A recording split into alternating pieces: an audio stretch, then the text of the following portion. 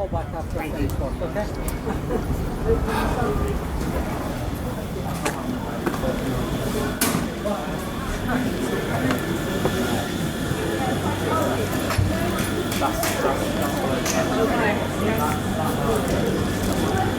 Oh, hello, sorry. I'm looking for surgical outpatients.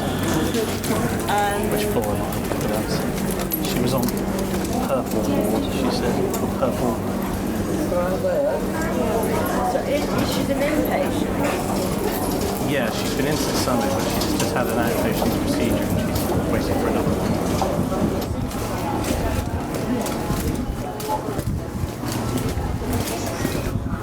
Let's go on from the road.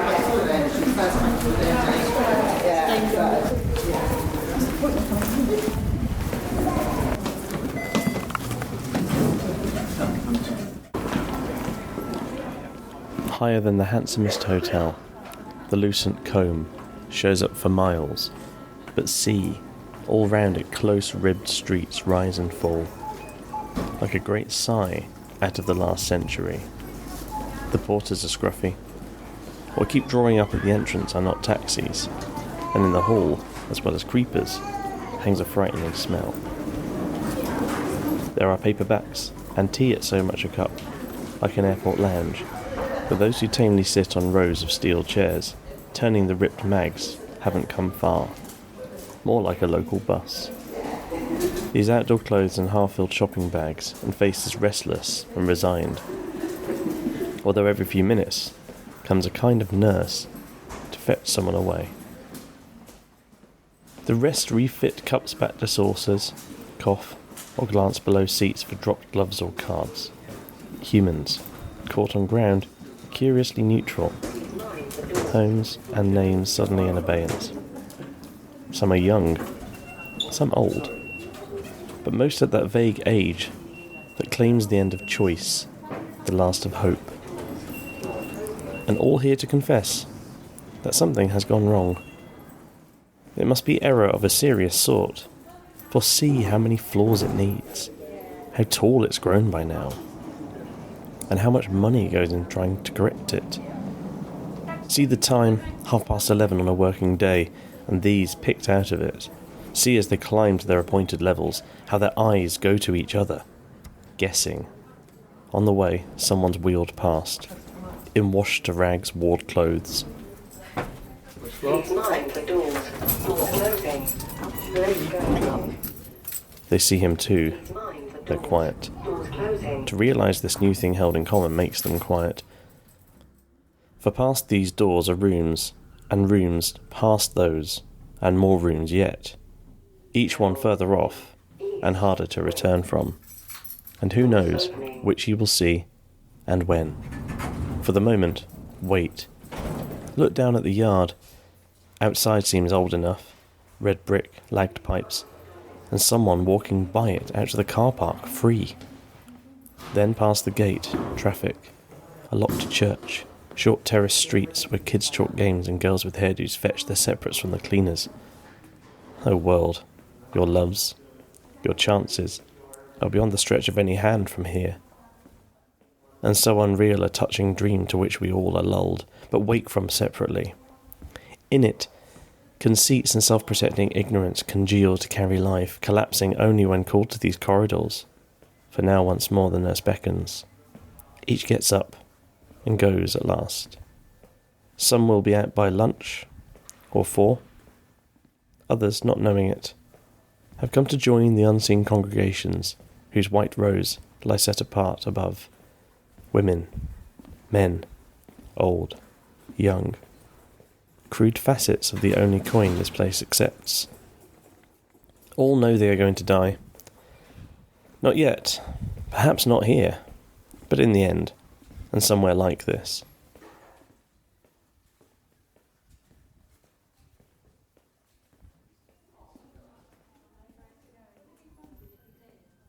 That is what it means, this clean sliced cliff, a struggle to transcend the thought of dying. For unless its powers outbuild cathedrals, nothing contravenes the coming dark, though crowds each evening try, with wasteful, weak, propitiatory flowers. I'm outside the Outpatients and Vascular Assessment Unit at University Hospital Southampton. I'll talk more about why I'm here later, but for now I just wanted to sketch the scene for you. People are sat around outside in the sunshine. It's 20 degrees today. It's absolutely gorgeous. The cherry blossoms are in full bloom. And if I just looked around and saw that people were sat on the steps in the sunshine, all having coffees and little sort of pastries and stuff, I might assume that I was at the South Bank or maybe near a park or something.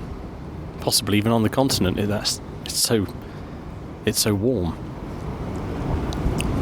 But then I turn around and this building looms up behind me. Very, very modern looking, in that very sterile way that you might expect.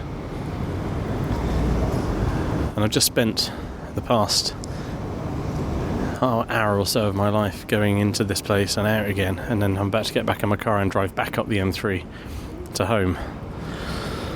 So, my wife broke her leg on Sunday in a freak accident, tripping over something in my mum's garden while carrying our daughter. Thankfully our daughter is fine, but she's only fine because my wife fell the way she did and stopped her from taking any of the force of it. But she does have a nasty dislocation and break. So it's been a very tricky week for all of us. Obviously I've still been at work, but having to look after our daughter as well, spending time going back and forth. I'm very, very, very fortunate to have the family members that I do. There's one other complication with this. I bloody hate hospitals. I find them so difficult to go in. I've got a lot of trauma about them due to my dad. But before all that, I didn't like them anyway. I find them very, very difficult, depressing places to go. And yet they are incredible places too. They are superb and wonderful things that human beings have built. And so today's poem, so I'm going to do this tucked away around the corner. Hopefully the security men don't come and find me and put the white jackets on me and take me away, but we'll find out. I've come to a quiet part of the hospital to try and record my thoughts. This poem has so much in it that I have to really go stanza by stanza, image by image. But in terms of what's going on here, the rhyme scheme and the rough iambic pentameter is very characteristically Larkin. And from what I can see, it kind of goes like this: hotel, sea, full, century, up, hall, smell. And then the naughty man, he carries on the rhyme scheme into the next stanza, which is most unusual in some ways. He carries on the last bit of it, because then we have cup, of course, rhyming with up. So it sort of goes A, B, C, B, D, C, A, D. Then we move along. Now, what does that mean? If you're listening to this and you don't really care about rhyme schemes or technicalities in poetry, no problem. But it's a clever little device that I feel takes you along with it, reminiscent really of the way that once you're in a hospital as a patient, it is harder and harder and harder to get out. Being discharged from hospital can take a very long time, and obviously can make you feel very like you're trapped there. And also, the further into the hospital you go, and I think the poem really sort of picks up on this as well, this concept of it being almost like a big magnet drawing you in closer and closer and closer. Higher than the handsomest hotel. Yeah, maybe not so much these days. I think the concept of a building being that huge, maybe at a different point in time, yeah, you would have had very few hotels to be quite that huge. But also it if you think about a hospital and a hotel, they are very similar in lots of ways. Lots of rooms, lots of staff, and they have people there lying in bed. The difference is, of course, that most hotels, you've chosen to be there, and most of the time with the hospital, you are very much there, not really because you want to be. But this image that we have, and again, I've found no conclusive one way or the other. Some people say it's the Hull Royal Infirmary. Others have said it's the Kingston Hospital. It doesn't matter that much. What matters is that this seems to be universal for hospitals everywhere. Obviously, it's University Hospital Southampton. I'm on, I don't even know which floor I'm on now, but I'm very, very high up. And it's a gorgeous, beautiful, sunny day, probably one of the first proper ones we've had. And I just really feel, not just for my wife, but for everybody who's in here and can't go out in the sunshine. I have seen a couple of people down in the courtyard area sitting outside with a drip in their arm on a little gurney. Some people in wheelchairs catching a bit of sun, which is always a bit incongruous, really, seeing people out in the elements when you think, shouldn't you be inside? But equally, if they've been inside for days, possibly weeks, you can't really begrudge them a bit of fresh air and a bit of sunshine. Now, unlike here, I'd say the porters at this hospital are not scruffy. I feel like the concept of the hospital porter, the hospital orderly, their job is as important as anyone else's. They are tasked with getting people from Ward A to Ward B, and treating everybody with care and respect. But of course, after a while, it's a job, and they probably feel very detached from the person they're ferrying across, the person who might well have questions and worries and anxieties, but they're having to get them from here to here. That's their job. Certainly outside this hospital, a lot of what keep rolling up outside are in fact taxis, so I think possibly it's just where I'm stood. Further down, at the actual doors of A&E, absolutely the things that keep pulling up are obviously ambulances. And there's a nice companion point here, of course, with Philip Larkin's ambulances, which I may do on at another time, maybe another episode. And that frightening smell. It's obviously the smell of disinfectant and antibacterial stuff, and all the things which are needed to keep the place safe, but also has this lingering, horrible sort of odour, which you just can't really quite get out your nostrils. Now, as you go in, and the bit I walked through earlier on, the concept of it being like an airport lounge was absolutely spot on. All these seats, and there's a M&S cafe, there's a Subway as well. It feels like you could be about to go on holiday. You could be sat in a small regional airport, waiting to hear your gate call to fly off somewhere nice for a long weekend.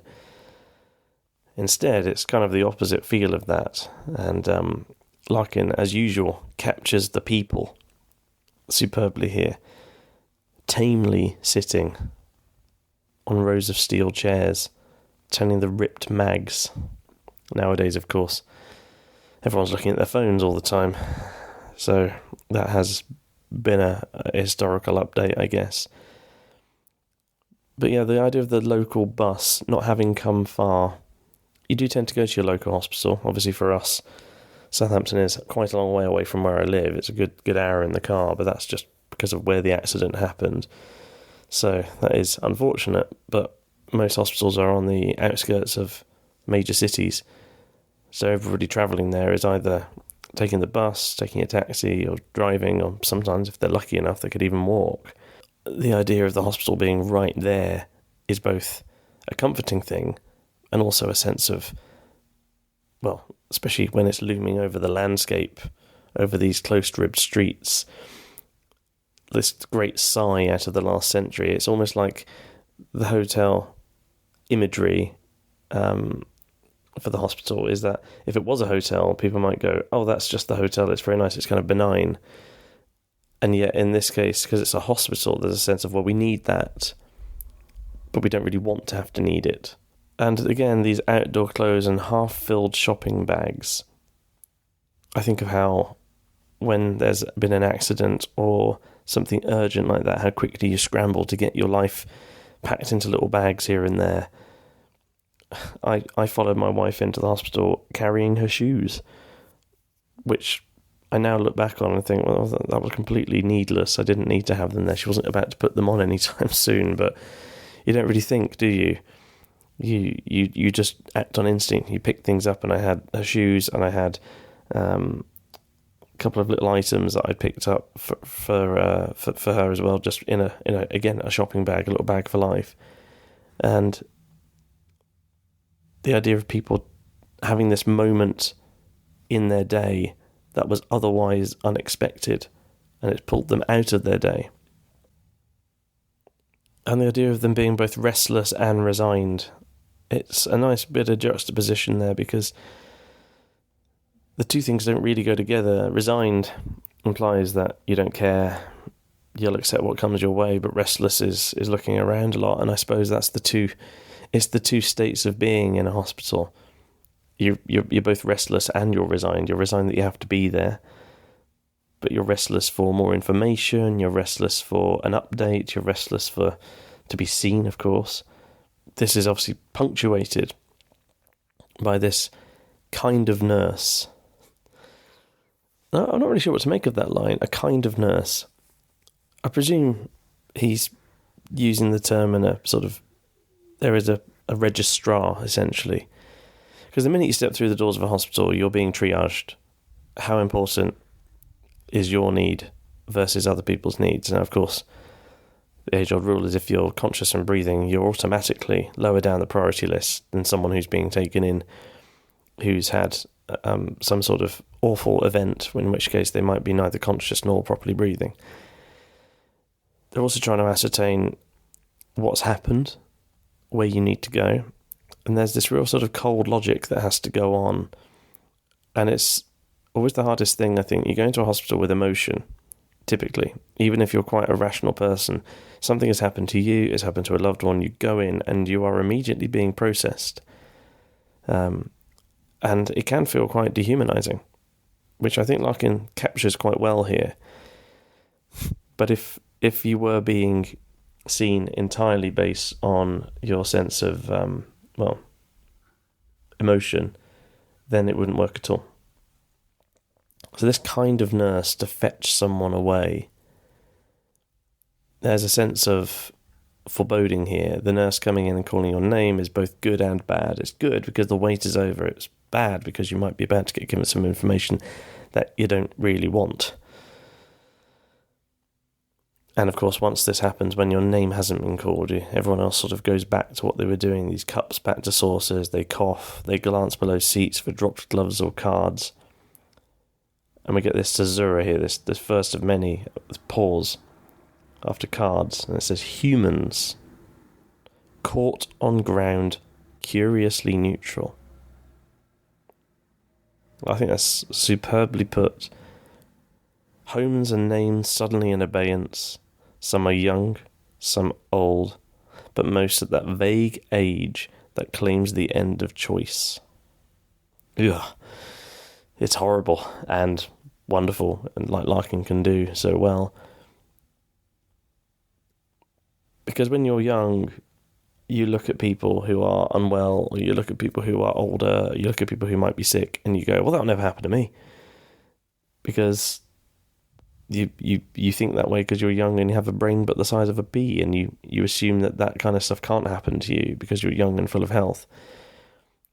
And not only that, but the concept of neutrality, being in a place where it doesn't really matter if you've got loads of money or if you are poor as a church mouse. The fact is, in this country at least, if you're going to an NHS hospital, you are being treated exactly the same. There's no bribery going on. There's no, I'm getting better healthcare than you because I've paid for private. Yes, okay. This may well be pointing out that the NHS hospitals, it doesn't really matter. Obviously, maybe There are some people that can afford private healthcare who are not in this particular building at this particular time. But I'm sure there are levels within levels of that sort. And that phrase, here to confess that something has gone wrong. Not for the first time we get a religious sort of accent on proceedings. A little bit like church going, a little bit like faith healing. This idea of confessionals. You tell the doctor the truth. And, of course, we have the priest and the doctor from days here.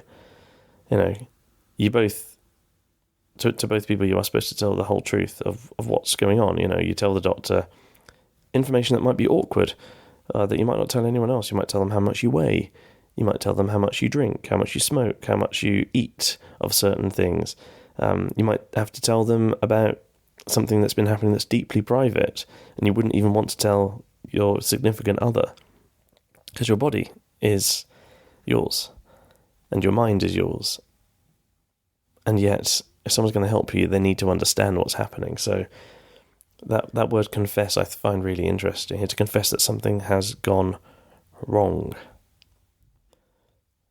And then we get Larkin's sort of characteristic phrase, it must be error of a serious sort. For see how many flaws it needs, how tall it's grown by now, and how much money goes in trying to correct it. So when we say something's gone wrong, are we kidding ourselves? The person who smokes regularly or drinks too much and suddenly something goes wrong, the judgmental person might say, well, you did that to yourself. You know the risks. Or the person who's broken a limb playing something rough, like, rugby or something like that. There's that idea of, well, what did you expect to happen? The stats are that you might get injured. So there is a sense of, is this a judgment? It must be error of a serious sort. Is this Larkin having a bit of fun here, saying, well, maybe it's not an error. It's maybe looking at human error, human folly. Because we had to create these buildings, or this building at least. See the time, 11:30 on a working day, and these picked out of it.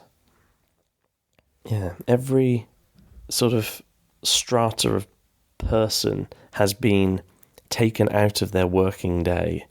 So there's a nice link here if we're going into the Larkin sort of canon of Toad's Revisited, the people who should be at work but aren't. Almost by being out of work, they are this sort of strange, almost like shadow people. They're not real because they're not part of the status quo. And yet here they are in the hospital. They've been picked out of it, almost at random, almost like a jury service. They didn't have a choice. They were plucked out of their day, either because they themselves are ill or injured, or because they are with someone else who is. We have see the time, see how tall it is, see as they climb. So the repetition of see, I think, is really, in someone else's hands it might come across as schlocky or heavy-handed, but Larkin is constantly pointing us in the direction of these people. He's asking us to look. He's not allowing us to look away. As they climb to their appointed levels, lovely bit of enjambment there, from climb to their appointed levels.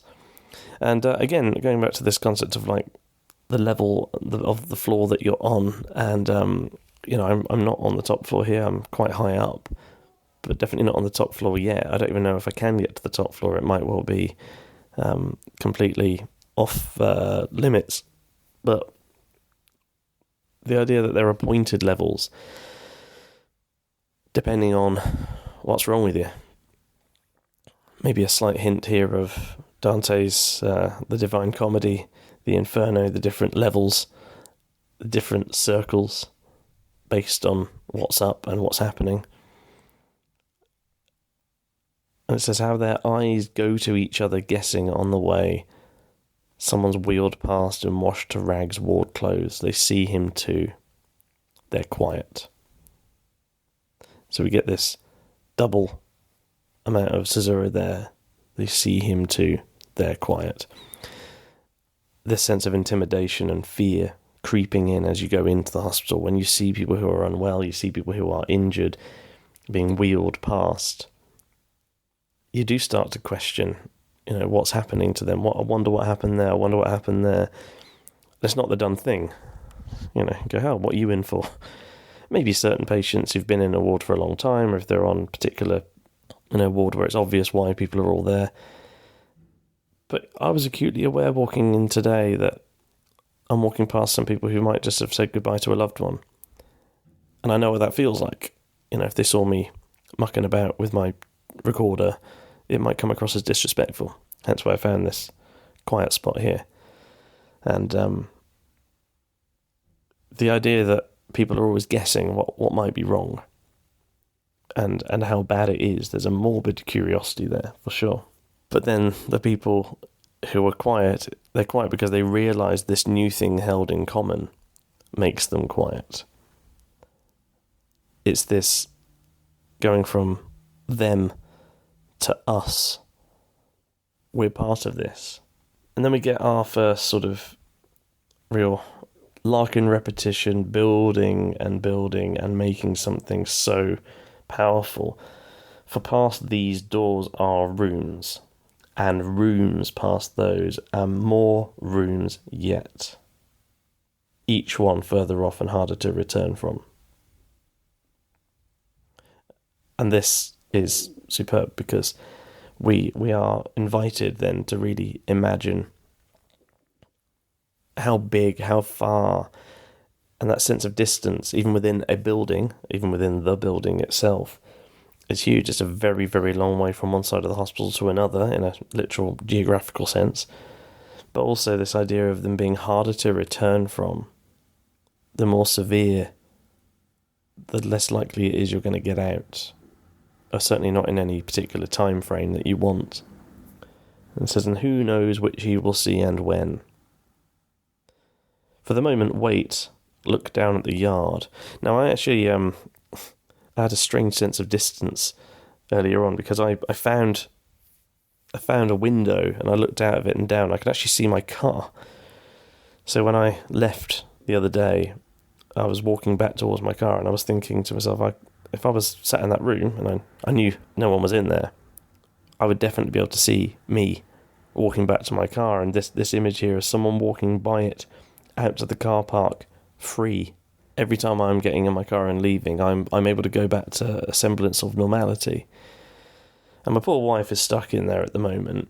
I think the only thing that's keeping us feeling okay is the fact that what she's got is fundamentally a broken bone, or broken bones, and an injury.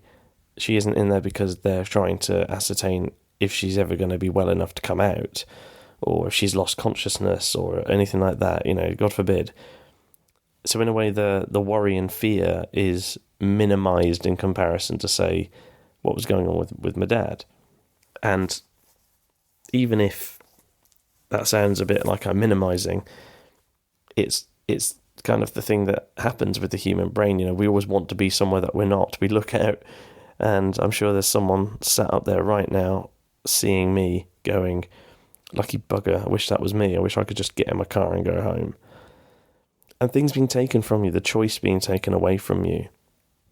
I know that, for example, my wife isn't going to be able to drive for quite some time now, given that she's broken her right leg.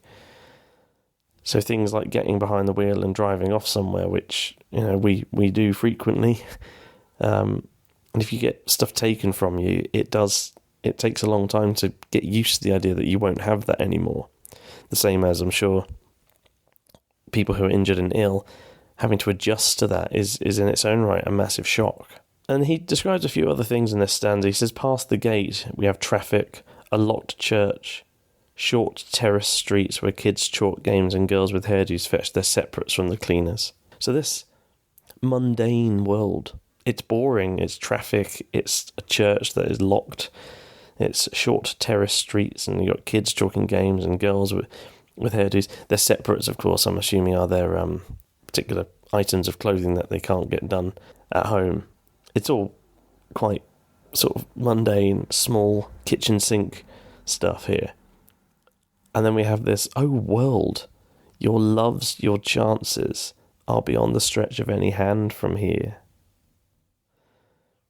It's a rare moment of possibly deliberate, overblown language, poetic language for the sake of it, maybe to show that from the inside of this hospital it's no longer just the building like a hotel or like an actual hospital itself. It's more like a prison, a place that you can't get away from, you can't get out from.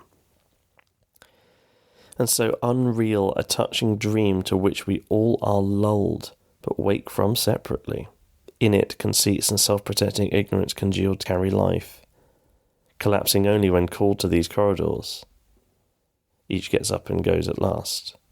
Now, I've missed out the bit in parenthesis there, which is for now once more the nurse beckons, because I want to focus on this really lovely turn, essentially saying that the world outside isn't the real world that we want to be back involved in. What we want, I believe this is saying, is that the outside world is this dream where we can pretend that we're not going to die and that we're not going to get ill and we're not going to get sick and we're not going to be in pain. The outside world is the dream, and when you're in the hospital, you are faced with your own reality.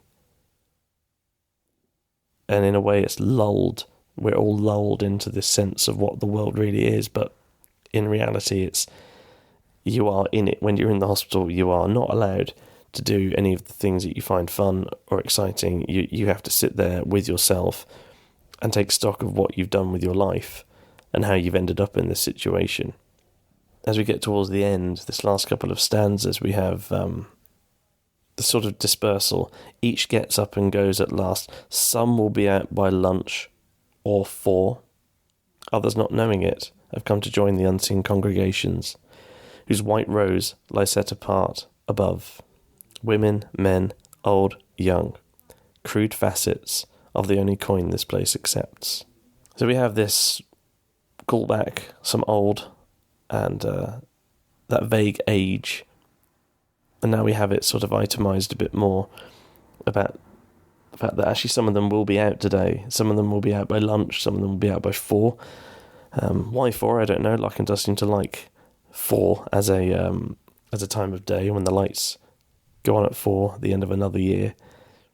Possibly because it's that in-between. And there is this sense of the purgatorial here. It's in between two states of being in the hospital, but knowing that you can go. It's actually a really horrible feeling as well. I think of the visitors, my visiting hours to see my wife are generous enough, but by the time I've driven down, and I know I've got to travel back in time to do maybe pick up of our little one or things like that, it doesn't leave me with a lot of time, and it can be a really horrible feeling when you're sat there and you can tell that it's nice for both of you to be there, but then you're looking at the clock and going, I should probably get going, and you think, I'm getting to go back into that dream world where things are quote unquote normal, but you have to stay here. It's made me quite emotional when I've been leaving. You know, my wife's much tougher than me and much more pragmatic. I'm a big wuss and get upset by it all. The leaving behind of reality and going back to the dream world. I'm very lucky this week. I'll be off on Easter holidays, so I don't feel confined by having to go back into work as well. That's been another aspect. You know, you're going from the building back to reality and back to work, and it can be quite a jarring moment of thinking, hang on a minute, how am I supposed to concentrate on the here and now when I've got that on my mind? Crude facets of the only coin this place accepts. It's a very chilling idea, this almost like a giant sacrificial ritual to a deity. Maybe pointing out the fact that for the hospital to work, for the hospital to actually exist, it must have sick people. Otherwise it doesn't really make sense. If you invented a pill that meant everyone lived forever and no one ever got sick, it sounds like paradise, but of course it would be very quickly an absolute apocalyptic nightmare unless people stopped having children. But that's a whole other thing. This idea that there is a toll to be paid, and every day people are born and people die in hospitals and elsewhere, but typically in hospitals. And then we get another nice bit of cheery Larkin here. All know they're going to die. Not yet, perhaps not here, but in the end, and somewhere like this. Thanks, Phil. That is what it means, this clean sliced cliff, a struggle to transcend the thought of dying. So that clean sliced cliff I think of as well with the old fools, the peak, the rising ground. Maybe an element here as well of the romantics with Wordsworth and the prelude, the stealing the boat. This huge peak, black and huge, upreared its head. It's just there, and almost once you've seen it, you can't unsee it. This thing looming up, which you can look away from it, but you can't get away from the fact that it is in fact there. And we get a nice little contradiction here between whether or not hotels and hospitals and cathedrals, do they all have similarities, and do they all have these things in common? You know, for unless its powers outbuild cathedrals, nothing contravenes the coming dark. I'm still not quite sure what I make of that line. There's a sense, a bit like in church going, the idea of we build this special shell, and we talk about religion, and we talk about faith, and we talk about the eternal afterlife. But no one really knows, and its powers, of course, its powers outbuild cathedrals. In many ways, a hospital does a lot more than a cathedral can do. But it can also be argued that you could build the best, most modern hospital in the world, people will still die in it. Its powers are limited. Can't stop the coming dark. And then we have this final line. The crowds each evening try, with wasteful wig, propitiatory flowers.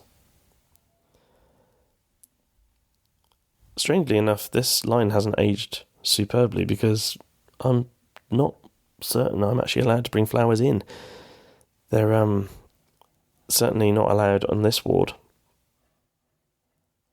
And that word, propitiatory, which is a bit of a nightmare to say if you have to do it repeatedly, it's this idea that they are being proffered as, again, almost like an offering in exchange, or sort of to appease, to hope that by bringing them, you're not just bringing somebody some joy, you're also saying to the gods, please spare them. Although Larkin refers to this as wasteful and weak, that they're an empty gesture. And it's very tough, because ultimately the hardest thing, I think, is if you go into a hospital and you know that person is going to die, and you're actually ultimately just there to say your goodbyes. I don't think I've ever experienced something as hard as having to do that. But one thing does stick in my mind, and I think it would tie well with parts of the themes in this, and the idea of a religion and hospitals. I didn't really know how to talk about this, but and I might have talked about it on a previous episode, so apologies if I'm boring you. But my auntie's quite religious, and she, her and my dad, they grew up Catholic, and they asked, when we knew that we were there to say bye to Dad and they were going to sort of take the life support away, she said, is there any chance I could see the chaplain? And I'm a little bit sort of, I don't mind, if you want to, you can. And this man was just wonderful. And I was very quick to say, listen, by the way, I'm not a believer. I'm an atheist. I think maybe closer towards agnostic, but I'm not religious. But I'm very happy for you to do something to comfort my aunt. And because my dad did grow up in that world, whether or not he was always a little bit cagey. If I asked him about it direct, he was always quite sort of, I could never quite find out how he felt. And I think that having someone there in their dog collar in a hospital felt very incongruous and strange, but also it was a detail that I could imagine Larkin quite liking, this sort of priest-like figure in amongst a corridor full of doctors. I think in a way there was a sense of ritual to it, because even though I don't believe that having him there doing a few words for my dad made any difference to anything, the fact is it was a comfort, a human comfort to my aunt at that time, and actually weirdly enough to me too, because all I did was say goodbye, and I told him how much I loved him and how much I'm going to miss him. And I don't know if you could hear me or not.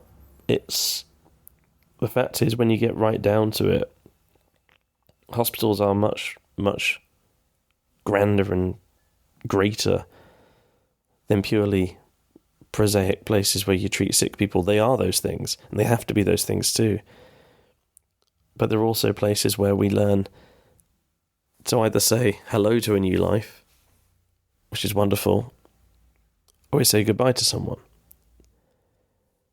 And I was saying goodbye to my dad in the same hospital where he'd said hello to me all those years before. And the same hospital, by the way, a couple of years later, would be the same place that I would say hello to my daughter.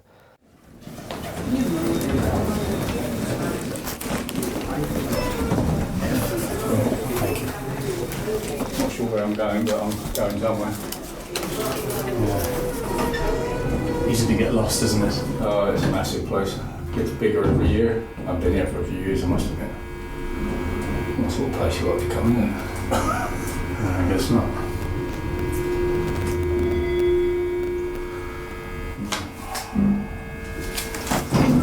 Cheers.